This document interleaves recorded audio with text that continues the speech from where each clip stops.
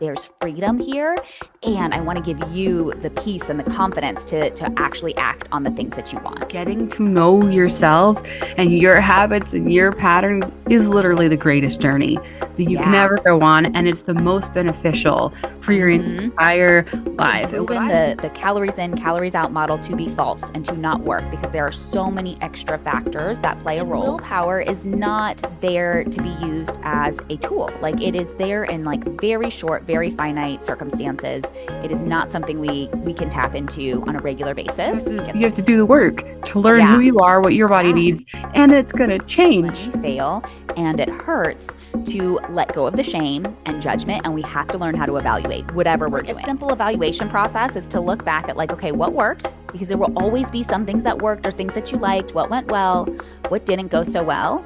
And then what do you want to try differently next time? You get to choose.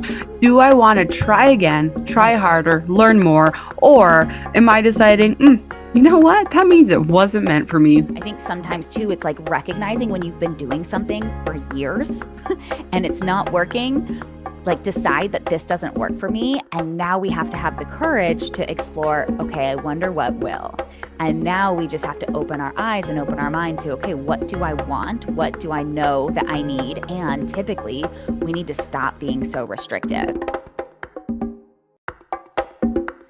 You are the one that you've been waiting for. No need to knock open the door. Take the leap and be the dream. Be the Dream is your guide to authentically sharing your voice and stepping into the life you've always wanted. Whether through music, speaking, or creative expression, we're here to help you own your unique sound and make an impact. I'm Carolee Garrison, and this is your time. As a lighthouse for aspiring vocalists, I'm here to illuminate the path to fearless self-expression, helping you tap into your most vivacious voice. Through powerful interviews and expert insights, you're going to gain the confidence to be heard, be seen, and finally be the dream. Hey everyone, welcome back to the Be the Dream podcast. I'm so excited for our episode today. Today I'm talking to Jillian Scott, and we're going to talk all about the lie of dieting and diet culture and all the ways in which we can actually live our dream of having the health and the body that we want, but shed the lies that we've been told our whole lives. So Jillian Scott is a certified trauma-informed life and health coach and creator of the Hungry for Love podcast. She specializes in empowering clients to overcome the aftermath of emotionally abusive relationships, heal their relationship with food and body, and develop unwavering self-confidence and self-belief. I know that you're going to love this episode, so let's dive right in. Hi, Jillian. I'm really excited about this whole topic that you teach and about all the work that you are doing with women around food and love, because what an incredible topic. And both of these topics together actually are, like, I know we don't always realize how integrated they are, but you must have an amazing story about what made you realize that these two were so connected in our lives. So I'd love to start there. Yeah, thank you. Thank you so much for having me. I'm so excited. And this has been a really fun year for me of just really bringing these two concepts together to talk about more.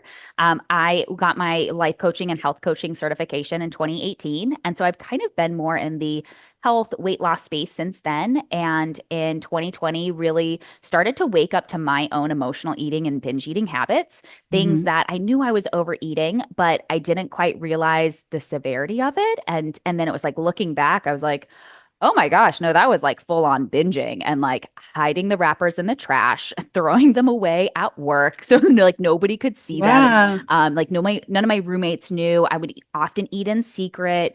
It's like you keep all the lights off and sneak down into the kitchen and like, open up the freezer and I'd sneak back up and, just things like that. And so really waking up to what was going on then and recognizing like, I've got to solve this. Like, I don't want to keep binge eating, emotionally eating, overeating every single day. And there was just kind of this realization of like, this can't be normal. Like, I know this is normal for me right now. And so since 2020, really working on my own relationship with food and body image, and I got pregnant in that time too. And so really practicing that while being pregnant, trusting that I'm going to like healthily in a healthy way gain Yeah. weight with this baby and trust that I'll be able to lose it off afterwards. Because for a long time I was just it was like I was terrified of being able to lose weight, being able to keep the weight off, things like that. And so at the end, it took me about a year, lost all the baby weight, body composition went back. And then starting in 2022, as I was working with more clients who were in unhealthy and toxic relationships, started to wake up to the toxic relationships in my own life, the things I grew up with in childhood, and Mm-hmm. how I was really conditioned to be a people pleaser, to appease, to placate, to try to fix. Felt extremely responsible for other people's emotions, and so then it was my job to fix them. And so Yes. it was like I healed my emotional eating, binge eating. Then I was realizing, oh, but I'm in some like really emotionally dysfunctional relationships, including my marriage that I did leave in 2023. And then that fall, recognizing, oh, these two things mimic and mirror one another. It's the same cycle. One of them is externally with somebody else and another person. Another one tends to be internally around food. So it's just a lot of this Mm. has been my own journey, as well as seeing this in my own clients. So people who would come to me for help with emotional eating or binge eating, maybe emotionally drinking, they also had some kind of dysfunctional relationship or toxic person or people in their lives. And as I just started to pay more attention to that. Amazing. Getting to know yourself and your habits and your patterns is literally the greatest journey that you can Yeah. ever go on. And it's the most beneficial for your Mm-hmm. entire life. And Mm-hmm. what I have found is that when you try to force yourself to get rid of one habit, you like subconsciously pick up other ones. So you're Yes. like Yeah. forcefully, you're like, I will not eat this one thing, or I will not do, like for me, it was biting my fingernails.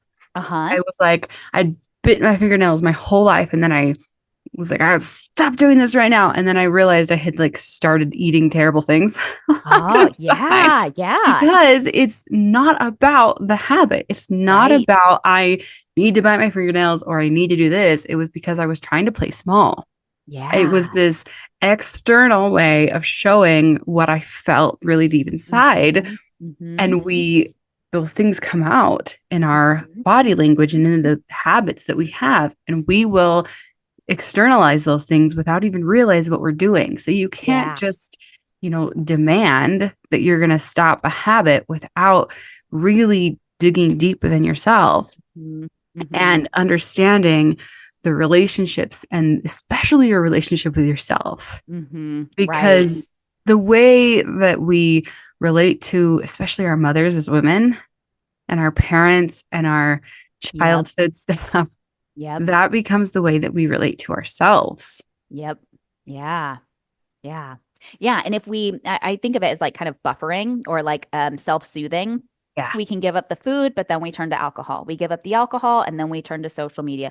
We give up the social media and then we turn to a dating app. We give up, right? It's like we're constantly like turning from one thing to the next, and it's a coping mechanism. And so the beauty here is it's a habit we learned, it's a habit we can unlearn, but until you get to the root of it and you really understand the message that this symptom is trying to show you, you're just going to Yes. keep turning to another thing, another thing, another thing, because you're still stuffing down emotions. You're still not being authentic to who you are or what you want. And maybe you don't think you deserve better. You don't think there is better, right? There can be all kinds of reasons why. But these are the cycles and the patterns we have to decode and understand. And I think that's something we often miss. Yeah. And I think there's this conflict, this inner conflict of deep, deep, deep down, maybe you know that you have so much value. You know that you Yeah. are really, really worth all those dreams that you Hmm. have. And yet you've got this messaging coming in saying, nope, you weigh too much. Nope, Yep. your hair doesn't look right. Your clothes don't look right. Yep. Whatever it is that's telling you that something about you isn't good enough. And so you Right. sabotage and you kind of lean in to those things and Hmm. make them even more prominent to prove to Hmm. yourself that you're still not enough. Yep. Yep. And then that will jump, right? It's like what we define our worthiness by will Yeah. just keep jumping from one thing to the next. So maybe you lose the weight and now it's your Yes. career. And then Hmm. it's the maybe a title, but then it's the money and then it's the house and then it is something else constantly telling you where you're good enough or not good enough. Yes. Yeah. Oh, and I have to tell you, as somebody who's lost 100 pounds through weight loss surgery, I had this preconceived notion that Mm-hmm. if I just could lose 100 pounds, everything would change. I would finally be good enough. Yes. Right? Nope. My self confidence actually plummeted after Yeah. I lost 100 pounds. And Mm-hmm. I was shocked to realize that I still wasn't enough. My Mm-hmm. life didn't drastically change Mm-hmm. overnight. I still wasn't getting all the things I wanted. It Mm-hmm. wasn't, people didn't just suddenly see me because Mm-hmm. I wasn't seeing my own value because it was Yes. never about the Mm-hmm. weight. Mm-hmm. Yep. Yep. So there's so much mental and emotional weight that we have to lose with the physical weight typically. And sometimes it isn't as much physical weight. Sometimes it really is the mental emotional weight. And that is like it is such conditioning from that very young age of yeah, how we see ourselves, how we define ourselves. And mine was a father wound and it was really triggered Mhm. with like abandonment and not talking about my biological dad, having a stepdad who is extremely emotionally volatile and sometimes rageful. And it's interesting now looking back because I hated him growing up. And I never could understand why. It wasn't like there was any incident I could point to as like from that moment on. It was just as far back as I could remember. I did not like him, like hated him, wished my parents would get divorced. And then there was a lot of shame around who am Yeah. I to want her parents to get divorced? And now it's like, oh, well, this also makes some sense based off of how we were living and kind of what I was being shown and modeled for this is how you handle these different types of relationships or these different settings. And your And body it's knows. yeah. Like especially as a kid but even now, but like as you look back, like a lot of times we don't have those specific memories, but we know how we felt. That's Yes. such an indication of like what our truth was. Yeah. Yeah, right. Right.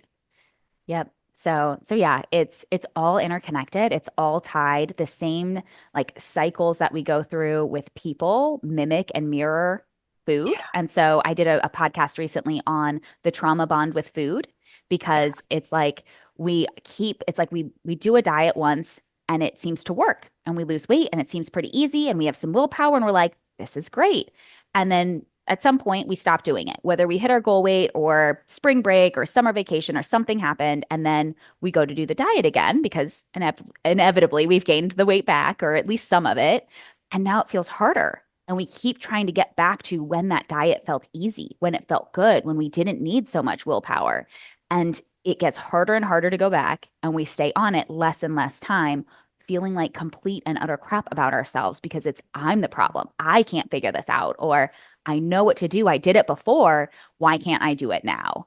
And really wrestling with that, which is the same exact trauma bond we go through with an individual of like this person now is, abusive or acting out in control, anger, rage, something like that. And now it's my responsibility to fix. And I have to get us back to when things were good, to get us back to this certain time when things were easy. And yeah, we can have we're turning to this other person or food or alcohol to meet our emotional needs. Yeah, that control element is Hmm. so strong in there, like feeling like it's just 1 + 1 = 2, isn't it? And we don't Yeah. consider all of the other factors that go on with our bodies because we Yeah. have so Right. many other needs like rest and Hmm. rejuvenation, and we've got hormones, and we've got so much else that goes Hmm. on. So speak to that Hmm. for a minute of how all these other things play in. And it's not just like, well, if you eat celery for a week, you'll lose weight. Right, right. Yeah, it is not just a caloric deficit. It's so fascinating. Like we have proven the calories in, calories out model to be false and to not work because there are so many extra factors that play a role. Yet we Yeah. still keep perpetuating this same lie. And you still have so many people saying, well, it doesn't matter what diet you follow. All diets are just calories in, calories out. Just eat less calories.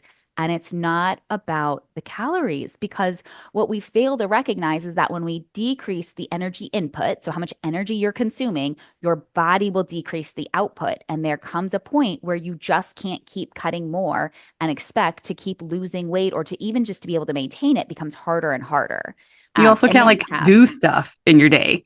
You also don't have right, the energy to like live and right. take care of your family. And Yeah, exactly. Like I remember like trying to do a low carb, low fat, low calorie diet, like this Frankenstein diet, run, 4 or 5 miles a day.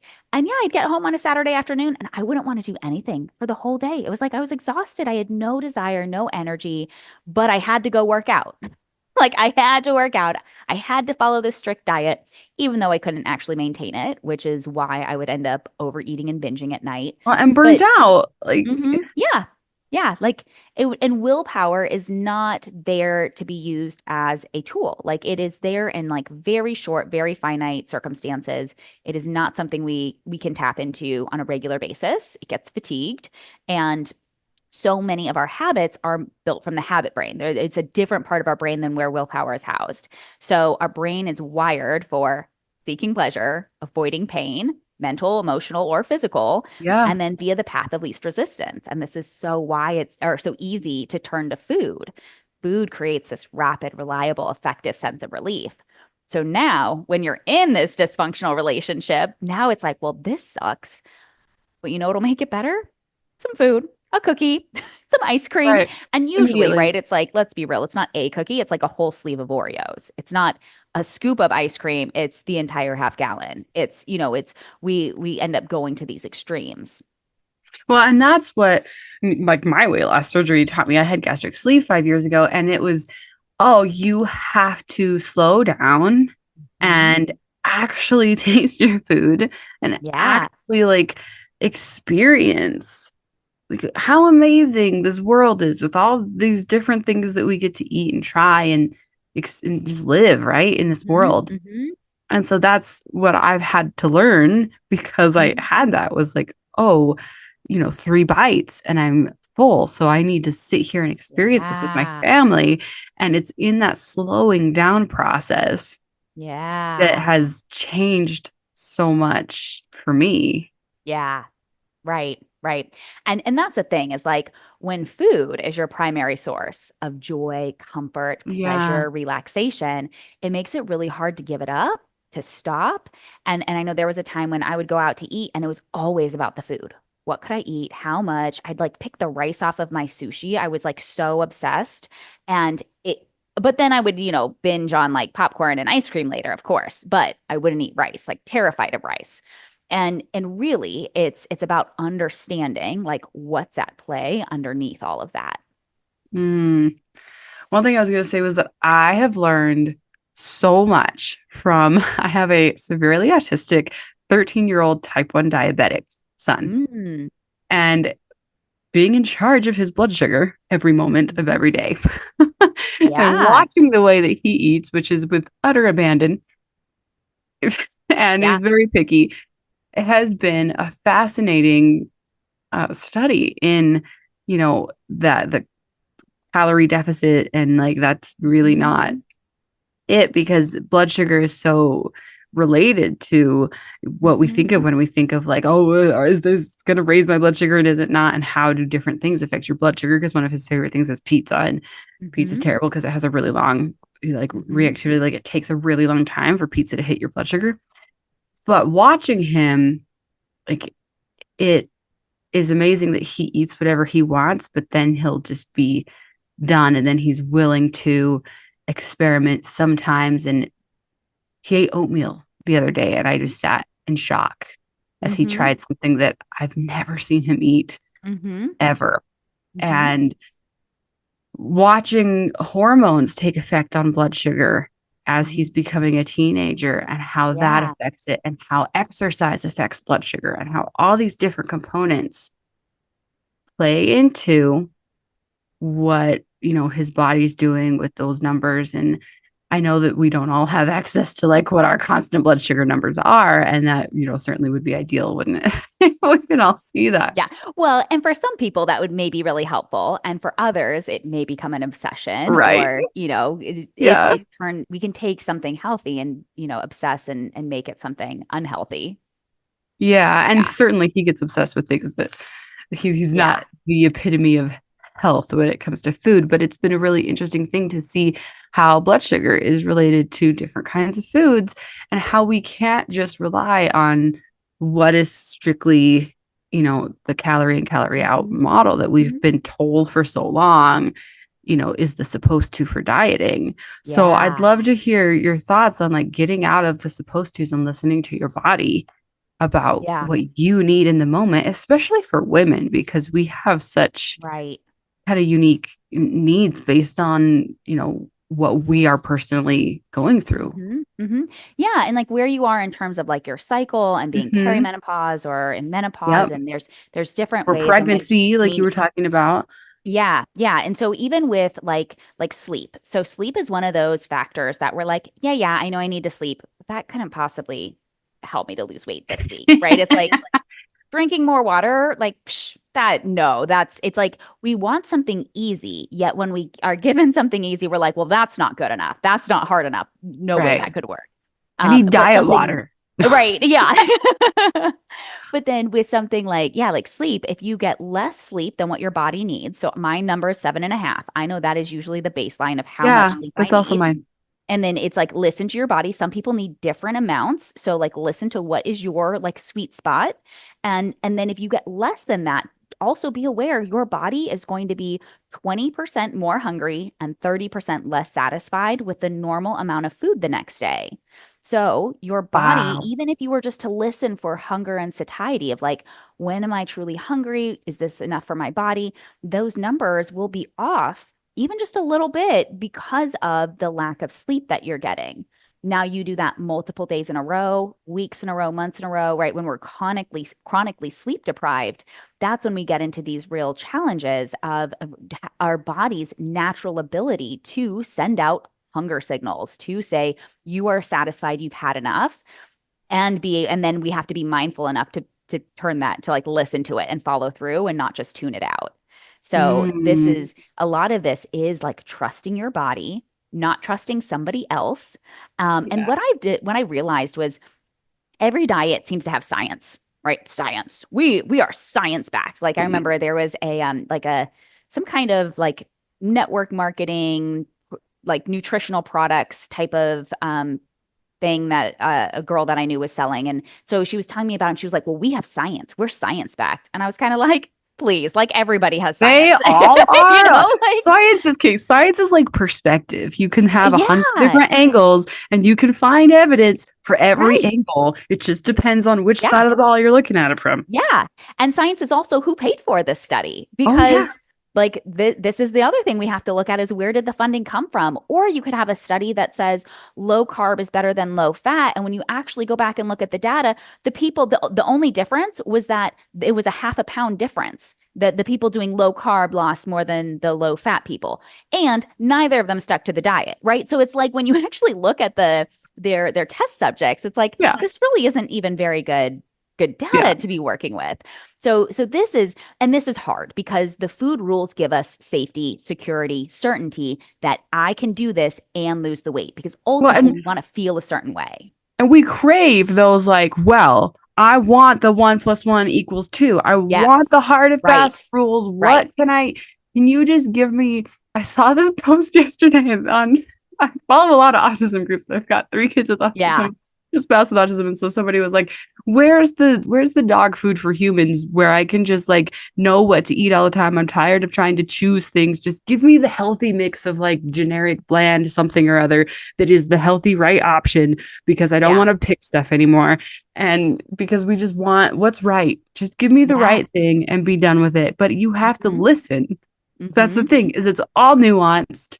It's all Yes. individual, and Yep. you have to do the work to learn who Yeah. you are, what your body Yeah. needs, and it's going to change Right. from time Yes. to And then time it to changes. time Yes. because if you're sick, you're going to need something different than if you're Yep. well, and Yep. if you're 40, you're going to need something different than if you're 20. Mm-hmm. Yeah. Yeah. And this is hard. And I think this is where our education system, it like could really use some improvement because Yeah. that's how we're taught to succeed. That's how we're taught. Yep. Like you ace the test when you memorize this information, regurgitate it on a test. And the way I'm right, and I've heard it told so many times of like our school system was designed to like put factory laborers into factories to Yep. perform a specific function of you do this, this is your win. A plus B equals C. Just do this, take these steps, and you'll lose the weight. Do this, take these marketing steps, and your business will make money.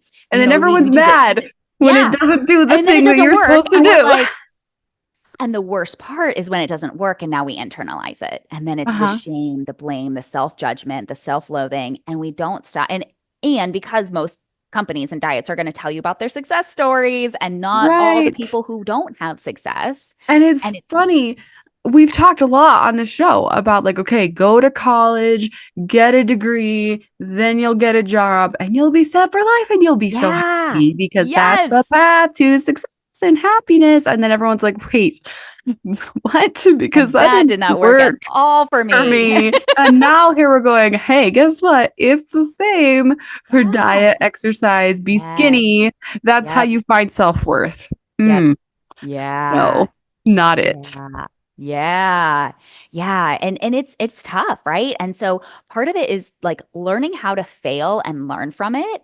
It's not meeting your expectations or failing, right? Because failure's in the eye of the beholder, right? Like I could, like I remember trying out for a travel soccer team and not making the team.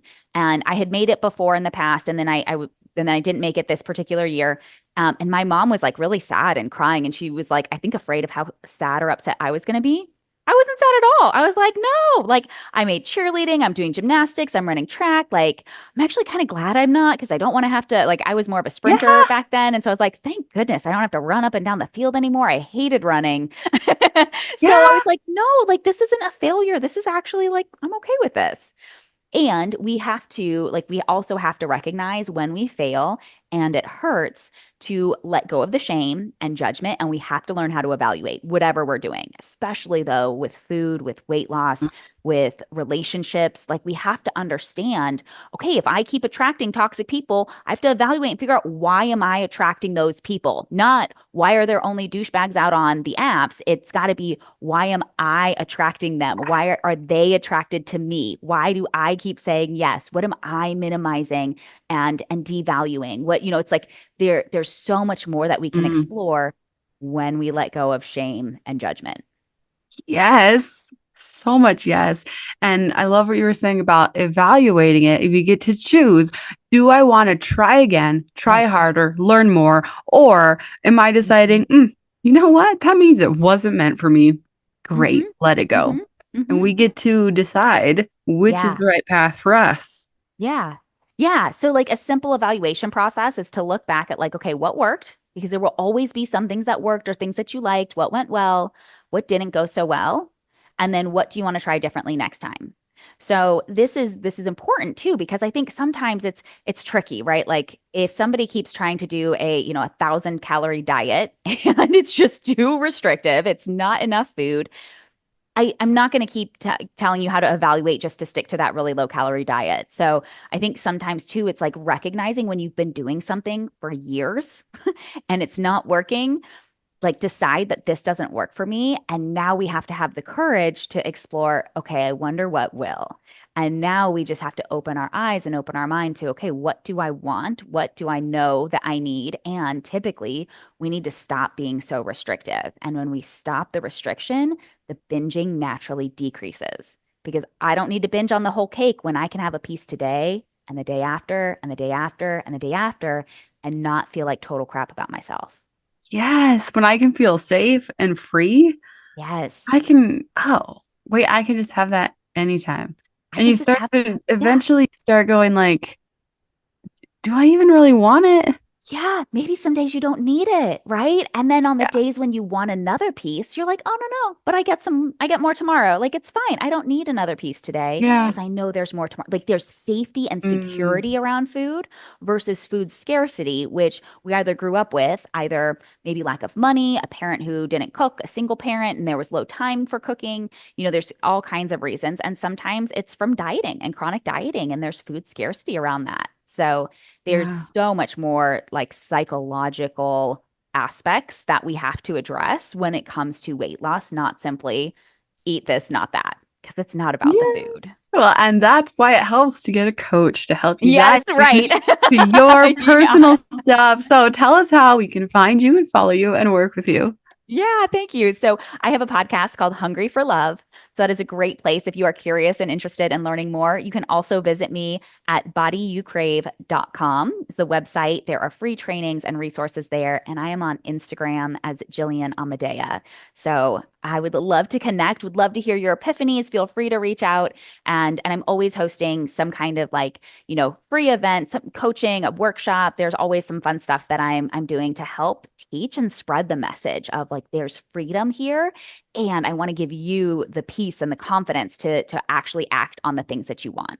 Oh, amazing. This has been so beautiful. Thank you so much. Yeah, thank you so much for having me. Thank you for joining me for this episode of the Be the Dream podcast. In the show notes, you're going to find links to be a guest on the show, the free Jumpstart Journal, and a place to book your free 15-minute one-on-one coaching call where I will guide you on how to step more fully into your dream. Don't forget to share this episode with a friend. Let them know that you're thinking about them, and let's share inspiration with as many people as we can. We could all use a little more motivation. See you next time, and until then, remember to be the dream.